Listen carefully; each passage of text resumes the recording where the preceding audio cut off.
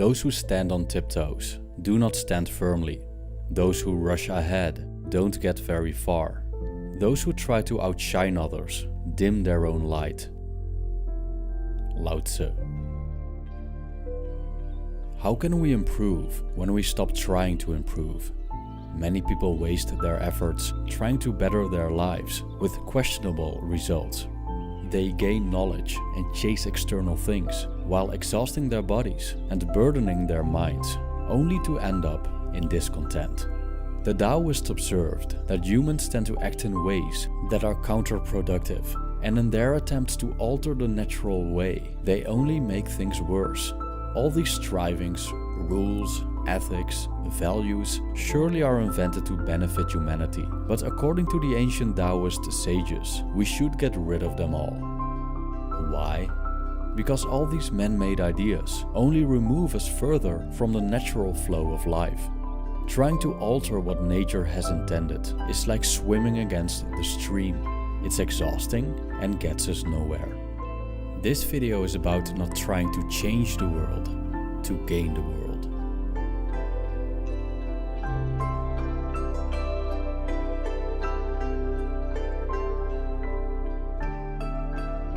Behind the ever-changing universe lies a mysterious and undefinable force that the Taoists call Tao, for the lack of a better word. The Tao is all-encompassing, and it's beyond everything that our senses can perceive. Still, we can know and feel the Tao, even though we cannot comprehend it. This symbolizes the tragic attempts by humans to conceptualize things that are beyond their understanding. They use names, categories, they select and discern, but fail to grasp what the universe is truly like. So they create a deception, an artifice that makes life understandable for humans. But by trying to comprehend, they lose the Tao. 5 colors blind the eye. 5 notes deafen the ear. 5 flavors make the palate go still, wrote Lao Tzu in his work The Tao Te Ching. So by arranging colors, notes and flavors, we might enhance our understanding, but we also limit it. And there's so much more outside of these fixed concepts.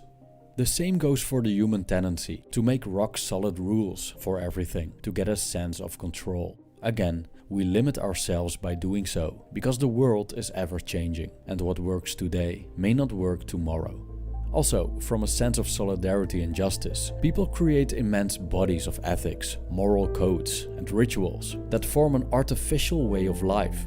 Even though the intentions are good, they try to make things work, while building their own prisons. Now, let's talk about the word trying. I think most of us are familiar with the idea that we should simply act and not try. This idea is closely related to the flow state. In a flow state, one becomes the act, like a dancer who becomes the dance, or the poet who becomes the poem. This is Wu Wei, a concept that can be literally translated as non-doing or doing nothing. In the context of the flow state, Wu Wei translates best as effortless action, because we act in a smooth and painless manner. In the context of this video, however, translating Wu Wei as non-doing or doing nothing fits best. Literally doing nothing is often seen as unproductive and as a useless way of being in which there is no progression. But according to the Taoists, nothing is further from the truth. When we keep in mind that the universe is in flux and in a state of entropy, we'll realize that there's always progression in a natural flow of life. So instead of using force and exhausting ourselves, which is the favorite method of today's culture, we could travel through life much more easily by using intelligence. Because isn't it so that so many times problems seem to solve themselves, and that by taking action we often make things worse? When we waste our time trying to improve things, we distance ourselves from the natural course. We repeatedly act in ways that are, according to the Taoists, unnatural, and waste our bodies and minds doing so. So why do we do this? Well, it has a lot to do with how we attribute value to certain things. For example, when we're averse to poverty but desire money and fame, and when we're averse to being lonely but desire to be part of something. So we try to eradicate the former and increase the latter, while the latter cannot exist without the former. Also, we think that it's necessary to conform and alter nature based on belief systems. We try to better the world, while the results of our interventions are kind of questionable.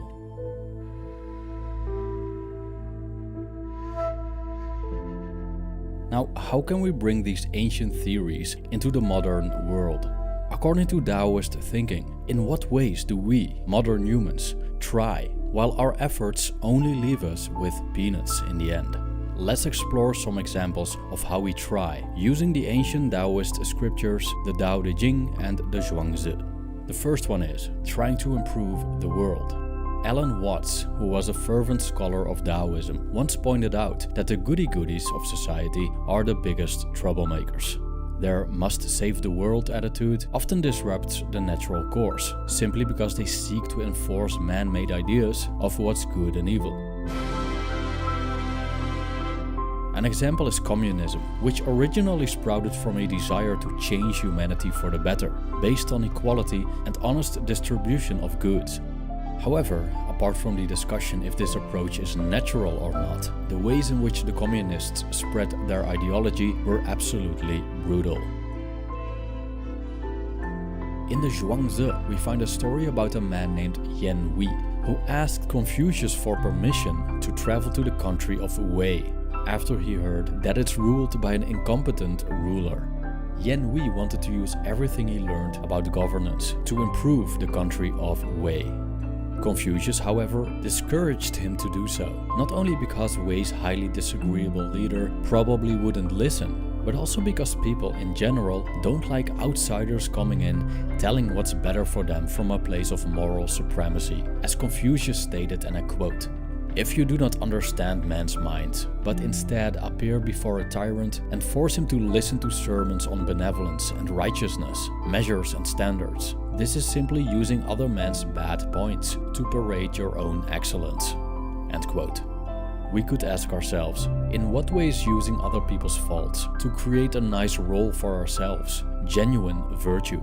We won't improve a situation by one-sidedly demonizing groups while placing ourselves on the moral high ground. This only creates more division, more tension, and will unlikely change things for the better in a sustainable manner. As Lao Tzu puts it in the Tao Te Ching, and I quote, "Do you want to rule the world and control it? I don't think it can ever be done.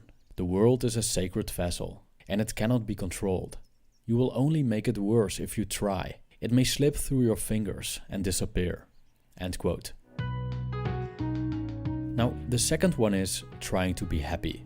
No matter if it's the pursuit of money, status, fame, power, or knowledge. These ongoing efforts to be happy are the reason why we aren't.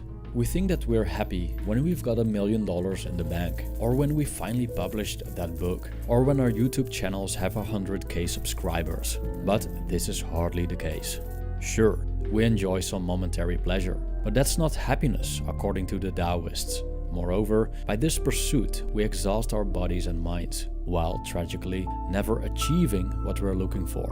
I quote, "This is what the world honors: wealth, eminence, long life, a good name. This is what the world finds happiness in: a life of ease, rich food, fine clothes, beautiful sights, sweet sounds. This is what it looks down on: poverty, meanness, early death, a bad name. This is what it finds bitter: a life that knows no rest, a mouth that gets no rich food, no fine clothes for the body, no beautiful sights for the eye, no sweet sounds for the ear." People who can't get these things fret a great deal and are afraid. This is a stupid way to treat the body. People who are rich wear themselves out, rushing around on business, piling up more wealth than they could ever use. This is a superficial way to treat the body. End quote. So when chasing happiness is a blind alley, what should we do instead? Well, the Taoists give us some suggestions. But before we go into them, let's look at the third one, trying to be something else. The Zhuangzi tells us a story about animals and the wind that envy each other for their inborn characteristics. The centipede envies the snake for the fact that it can move without legs, but the snake envies the wind for its ability to travel great distances without having a body at all. However, the wind argues that it takes just a finger or foot to hinder it. All in all, nature has created everything with its own attributes. Nothing is better than the other. Only judgment makes it so. Thus, we feel the need to change who we are, just to fit an ideal. White-skinned people try to be tanned, while East Asians try to look more European. Brunettes try to be blondes, and blondes try to be brunettes. Also, we try to change ourselves because we want to conform to a man-made standard, to fit in, simply because we're seen as defects when we don't. So a sixth finger is cut off just to comply with the 5-finger standard. Why can't we just be who we are, the way nature intended us to be? That would be so much easier. Everyone and everything has its place in the whole, and by trying to alter this, we bring the world in disbalance. I quote, "When people see things as beautiful, ugliness is created. When people see things as good, evil is created. Being and non-being produce each other. Difficult and easy complement each other. Long and short define each other. High and low oppose each other. Fore and aft follow each other." End quote. So how can we put these ideas into practice? The Taoists suggest several things. First of all, the Zhuangzi points to the benefits of taking the middle path. This means that we shouldn't stretch ourselves beyond our means, but stay centered, so we conserve our health and stay close to our own nature. I quote, "Follow the middle, go by what is constant, and you can stay in one piece. Keep yourself alive, look after your parents, and live out your years." End quote. The Tao is constant, and the one who seeks the Tao unlearns something new every day, according to Lao Tzu. So instead of limiting ourselves to a belief system, we let go, keep an open mind, and give the universe room to show itself as it is.